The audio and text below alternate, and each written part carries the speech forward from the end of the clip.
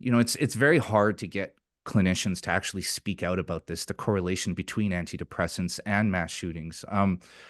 Is there any data that kind of shows the correlation, and is there more to it than what we know? Jason, if a person just takes one antidepressant drug, there is an increased rate of violence against self or others. And this is a scientific fact that regulatory agencies from governments around the world have issued their warnings. For an antidepressant, there's a black box warning uh, for suicide. And there's more, at least a double risk of a suicide event for a person who takes a antidepressant drug.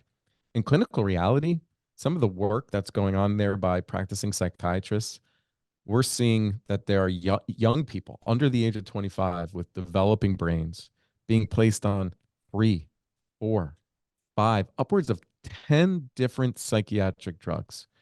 Remember, there is no study of two psychiatric drugs together. They are doing this off label in an experimental way, usually to try to induce some sort of sedation. But everyone's different and everyone's biology is different. So for some, this, and I think it has a lot to do with how they metabolize the drug. These drugs can induce agitation, akathisia, psychosis, delusions, violence. And so it's a very real problem, and it shouldn't surprise anybody. Once you take drugs that act on the brain and impact your mind and your mood, there's an altering effect. Uh, it shouldn't surprise anyone when someone acts outside the bounds of what is typical for them.